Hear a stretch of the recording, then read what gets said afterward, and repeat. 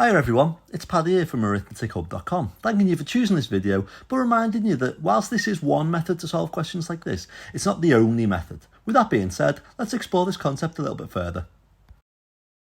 Hi everyone, so today we're having a look at negative numbers. So when we are looking at these types of... Hi everyone, so today we're having a look at negative numbers. Now, negative numbers have lots of different types of questions. We're going to focus on these two in this part of the video, and then another type of question you may see with negative numbers a little bit later on in the video, okay? So, let's start by having a look at, the two different types of questions we've got. The first one says, what is the difference between 21 and minus 6? And the second one says, 16 minus 25. And so, what we need to do to start with, we need to have a look at the method, okay? So the first part of the method says, use a vertical number line method. This is a vertical number line, okay? You may be used to seeing horizontal number lines that go across like that. Vertical number lines I find really helpful when we're doing these types of questions with negative numbers, because we can see how the numbers change as we get further from zero. So for example, if I was to work on this number line here, I was to have 0 there, then it would go up 1, 2, 3 like that. But then as I go further away from 0 in the negative numbers, it goes minus 1, minus 2, minus 3 like that. It's very handy to be able to see that on a vertical number line, to see with what you're dealing with basically. Okay, so annotate on the jumps. Again, we're looking at jumps here, we're calling them jumps, but it's going to be really helpful when we've annotated them on to be able to see, right, this is what I've used to be able to subtract or add or whichever it is that we're doing. Part 3 says taking it to 0 will make answering these sorts of questions easier. I'm going to show you what I mean by that. And finally it says, remember, the difference can never be a negative number. So when we're doing a find the difference question for any type of question like this, a difference can never be a negative number. So if I'm finding the difference, it's never a negative number. So let's start off with the first question. What's the difference between 21 and minus 6?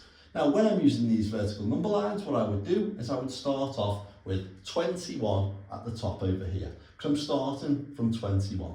And then for this type of question, the information I've been given is I'm starting at 21 and I have to get to minus 6. Now the way I'm going to do this is I'm going to do this in 2 jumps.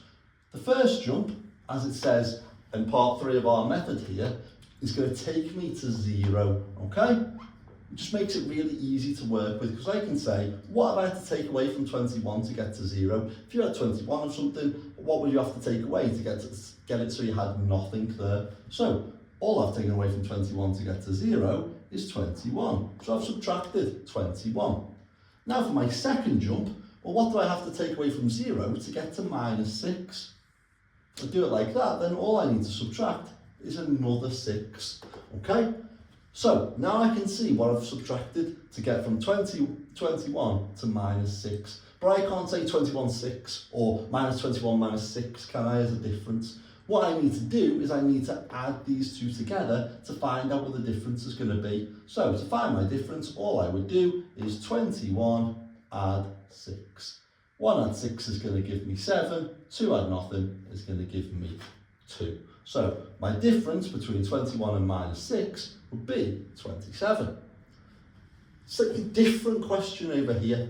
This one says 16 minus 25, okay? Now I'm still going to use the method over here because I could see taking it to 0 was really handy there, okay? Just as a point to check as well, it says, remember, the difference can never be a negative number. My answer there wasn't minus 27. The difference was never minus 27. The difference was always 27. So even though we're working with negative numbers, the difference can never be a negative number. So the difference between those was 27. Right, back to this question. 16 minus 25. Now, if you're thinking of this in a column method, you'd say, well, I can't do 16 minus 25.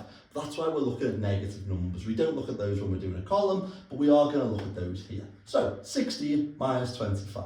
Again, I've got my vertical number line set up. Again, I'm going to annotate on the jumps like I've done here. So I'm starting with 16. And this time, I'm taking 25 away. Now, I'm not going to do that in one jump because I think taking it to 0 will make answering these sorts of questions easier. So I'm going to go straight to 0. So I'm going to think, what have I taken away from 16 to get to 0? It's nice and straightforward, isn't it? Because I know 16 minus 16 is going to get me to 0. Now all I have to think is, right, well, what do I have left? Because in total I was taking away 25, and so far I've taken away 16. Now, the way I can work out what I've got left is a simple column subtraction.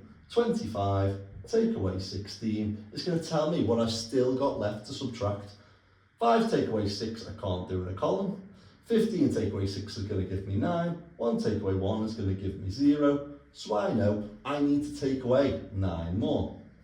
Because I've taken it to 0, that's going to make this incredibly easy. 0 minus 9 is going to give me an answer of minus 9. Okay, so let's have a look at this again when we're having a look at negative numbers. And let's have a look at the final type of question that you might see. Something minus 35 is going to give us minus 28. Now, we're looking at negative numbers here, but it's important that we think about, right, well, what information do we have? Well, I know what I've subtracted, and I know what my answer is. My answer is minus 28. So I've ended up with minus 28. Do I know what I started with? Well, I don't, do I? But I know what I've subtracted. I know I've subtracted in total 35. So for this type of question, again, it's a sort of missing box question, and we must have seen hundreds of these by now, loads of different examples of missing boxes. For this, what we are going to have to do is we're going to have to do the inverse, aren't we?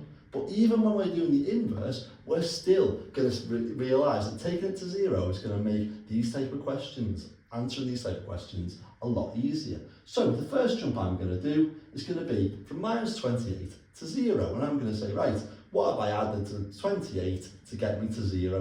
And it's nice and straightforward to say, well, if I've got minus 28 to get to 0, what I need to do is add 28.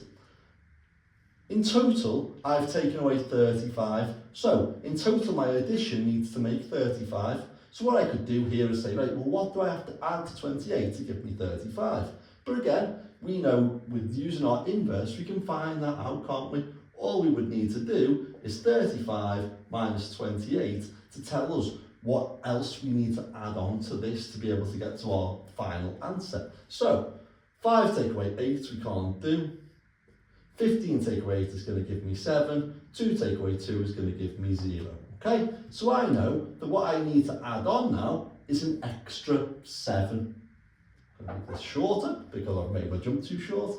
So I need to add on an extra 7. 0 add 7 is going to give us 7. Okay, so if I do 28 add 7, 28 add 7 is 35. I've taken away 35 from my answer.